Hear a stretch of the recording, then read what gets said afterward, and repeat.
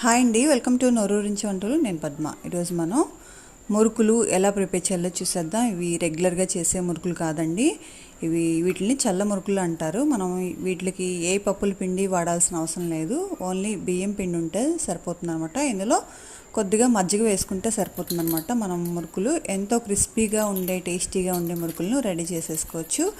వీటిని ఎవరైనా సరే చాలా ఈజీగా ప్రిపేర్ చేసుకోవచ్చు. రెగ్యులర్గా చేసే మురుకుల కంటే కొంచెం డిఫరెంట్గా టేస్ట్ చాలా బాగుంటాయి అన్నమాట.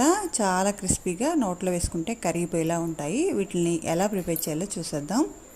దానికోసం ఇలా వెడల్పుగా ఉన్న ఒక మిక్సింగ్ బౌల్ తీసుకోవాలి. ఇందులో 2 కప్పుల బియ్యం పిండిని తీసుకోవాలి. పొడి బియ్యం పిండి అయినా తడి బియ్యం పిండి అయినా పర్వాలేదు. ఇందులో టేస్ట్కి తగ్గట్టుగా సాల్ట్, 1 టీ స్పూన్ కారం, 2 టీ స్పూన్ల వామ్ వేసుకోవాలి. వామ్ ఫ్లేవర్ ఎక్కువ ఇష్టం లేని వాళ్ళు కొద్దిగా తగ్గించుకొని వేసుకున్నా సరిపోతుంది. ఇవన్నీ కూడా ఒకసారి ఇలా మిక్స్ చేసుకోవాలి.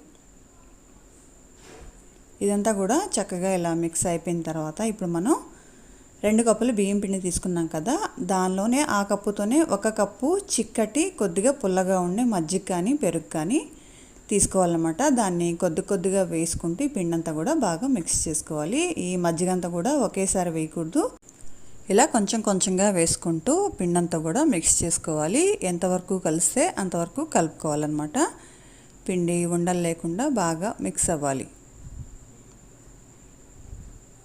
ఇలాగే మిగిలిన మజ్జిగంతా కూడా వేసేసుకొని మొత్తం పిండి అంతా కూడా బాగా కలుపుకోవాలి. మనకి ఎక్కడైనా కొంచెం పొడిగా అనిపిస్తే ఇంకా మజ్జిగ అవసరం లేదండి, ఇంకా నీళ్ళు పోసుకుంటే సరిపోతుంది అనమాట. ఎక్కువ మజ్జిగ అయినా సరే కొద్దిగా వెగటొచ్చేస్తుంది. అందుకని ఇప్పుడు చూసారా పిండి కొంచెం పొడిగా గట్టిగా ఉంది. ఇప్పుడు తగినంత వాటర్ కొద్దిగా వేసుకుంటూ పిండి అంతా కూడా సాఫ్ట్గా, మరీ సాఫ్ట్గా ఉండకూడదు, మరీ గట్టిగా ఉండకూడదు. మనకి మురుకుల గిద్దెలోంచి పిండి ఈజీగా వచ్చేలాగా కలుపుకోవాలన్నమాట.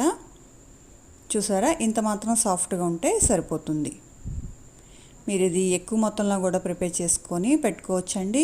20 డేస్ వరకు చక్కగా నిల్వ ఉంటాయన్నమాట. ఫ్రెష్గా ఉంటాయి, చాలా క్రిస్పీగా ఉంటాయి. ఇలా పిండంతా కలిపిన తర్వాత మూత పెట్టుకొని పక్కన పెట్టుకోవాలి. తర్వాత స్టవ్ మీద డీప్ ఫ్రైకి సరిపోయిన ఆయిల్ పెట్టుకోవాలి. ఈ ఆయిల్ వేడెక్కే లోపల ఈ పిండిని మళ్ళీ ఒకసారి తీసి మళ్ళీ ఒక్కసారి కొంచెం పైన ఇలాగా కలుపుకోవాలన్నమాట.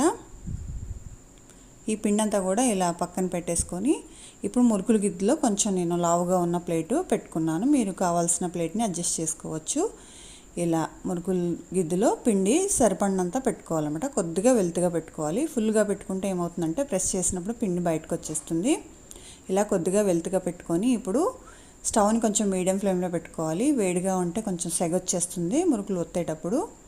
కొద్దిగా స్టవ్ని మీడియం ఫ్లేమ్లో పెట్టుకొని ఇలా మురుకుల్లాగా వేసుకోవాలి. మీడియం సైజు మురుకుల్లాగా వేసుకోవాలి. మీరు పెద్దగా కావాలంటే పెద్దగా కూడా వేసుకోవచ్చు.